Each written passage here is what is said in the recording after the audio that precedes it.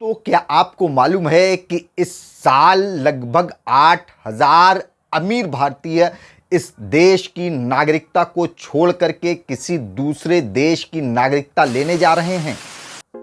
कश्मीर हो या कैराना, पलायन के मुद्दे को लेकर के देश में सियासी और सांप्रदायिक हाहाकार मच चुकी है।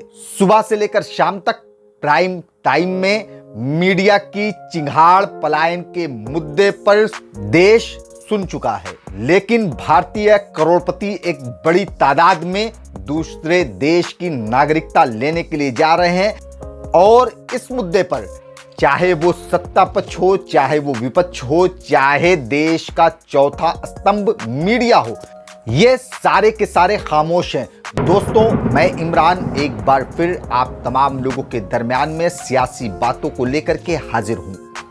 वीडियो को शुरू करने से पहले आप तमाम से दरख्वास्त करना चाहता हूं, रिक्वेस्ट करना चाहता हूं कि मेरे इस चैनल को सब्सक्राइब करें और अगर वीडियो अच्छी लगती है तो इसे लाइक करें और शेयर कर दूसरों तक भी पहुंचाएं। दोस्तों, आज देश में भुखमरी, गरीबी, रोजगार, इन मुद्दों पर चर्चा होनी चाहिए थी। चर्चा होनी चाहिए थी व्यापारियों को सरल टैक्स सिस्टम देने की, चर्चा होनी चाहिए थी बेहतर शिक्षा और बेहतर स्वास्थ्य की। मगर आज देश का चौथा स्तंभ मीडिया सुबह से लेकर के शाम तक एक एजेंडा चलाते हुए हिंदू मुसलमान करके पूरे देश में नफरत फैलाने का काम कर रहा है। और जिस मीडिया की जिम्मेदारी होती है कि सरकार का ध्यान सही मुद्दों पर ले जाकर के दिखलाए, मगर वही मीडिया इस वक्त सत्ता पक्ष के गोद में बैठ करके लॉलीपॉप चूसने का काम कर रही है। British firm Henley and partners के मुताबिक भारत की नेशनलिटी छोड़ने के मामले में भारत वर्ल्ड के टॉप 10 कंट्रीज में से एक है। वहीं लोकसभा में पूछे गए एक सवाल में केंद्रीय राज्य मंत्री नित्यानंद राय ने बताया कि पिछले 5 सालों में 6 लाख भारतीयों ने इंडिया की नेशनलिटी को छोड़ करके दूसरे कंट्री की नेशनलिटी को लिया है। एक रिपोर्ट के मुताबिक 2014 से लेकर के अब तक 23,000 भारतीयों ने भारत की नागरिकता को छोड़ करके दूसरे कंट्री की नागरिकता ली है। और हेनली एंड पार्टनर्स के मुताबिक, जैसा कि मैंने आपको पहले बताया, 8,000 इंडियंस, अमीर भारतीय, जो इसी साल भारत की नागरिकता को छोड़ करके विदेश की नागरिकता लेंगे अपने कारोबार को करने के लिए। आखिर में ये अमीर भारतीय हैं, ये भारत को छोड़ करके दूसरे देश में क्यों बसना चाहते हैं? क्योंकि जो अमीर भारतीय हैं उनका मानना है कि हम ऐसे देश की नागरिकता ले जहां का पासपोर्ट स्ट्रांग हो, मजबूत हो। और इसीलिए अमीर भारतीयों को सबसे पसंदीदा जगह दुबई लगती है और वहां का मजबूत गोल्डन पासपोर्ट।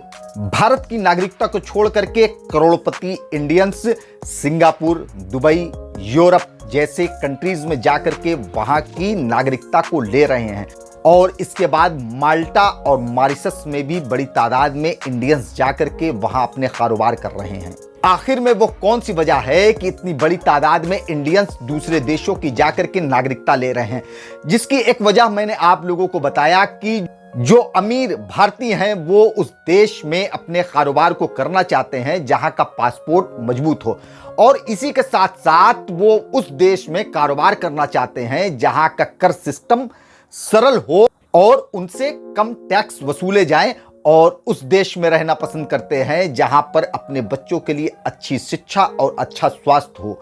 और जब ये इंडियंस दूसरे कंट्रीज में जाकर के वहां अपने कारोबार को फैलाएंगे तो यकीनन इसका असर भारत की अर्थव्यवस्था पर पड़ना लाजमी है।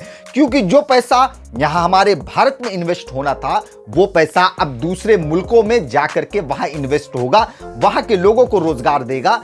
आखिर में इन अमीर करोड़पतियों के पलायन और कैराना में हुए पलायन में वो कौन सा फर्क है कि अगर कश्मीर और कैराना में पलायन होगा तो उसकी आवाज पूरे देश के अंदर गूंजेगी और प्राइम टाइम में बैठ करके चर्चाएं कराई जाएंगी। मगर अगर इतने बड़े तादाद में इंडियंस कारोबारी अगर दूसरे देशों में जाकर के वहां की नेशनलिटी ले रहे हैं तो इस पर कोई भी खबर नहीं बनती है। ये बहुत ही अफसोस का मकाम है।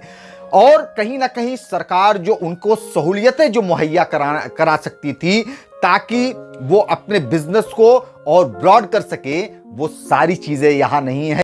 इसलिए इंडियंस कारोबारी को कहीं ना कहीं जहमत का सामना करना पड़ता है और वो कंट्री से नागरिकता को छोड़ करके दूसरे कंट्री की नागरिकता लेने पर कहीं ना कहीं मजबूर है, क्योंकि उनको लगता है कि हम वहां अपने बिजनेस को और बेहतर तरीके से एक्सपैंड कर सकते हैं, हम अपने बच्चों को अच्छी वहां एजुकेशन दे सकते हैं, वहां पर अच्छे स्वास्थ्य के सिस्टम होंगे और खास करके कारोबार के लिए काफी नुकसानदेह है जो इधर दरमियान भारत का जो माहौल कर दिया गया है, जिस तरीके से सांप्रदायिक चीजें हो रही हैं, आए दिन कुछ ना कुछ हालात बन रही हैं, तो कहीं ना कहीं इसका बहुत बड़ा नुकसान व्यापारियों को हो रहा है और वो ये समझ रहे हैं कि यहाँ व्यापार करना कहीं ना कहीं बहुत ही मुश्किल भरा काम है।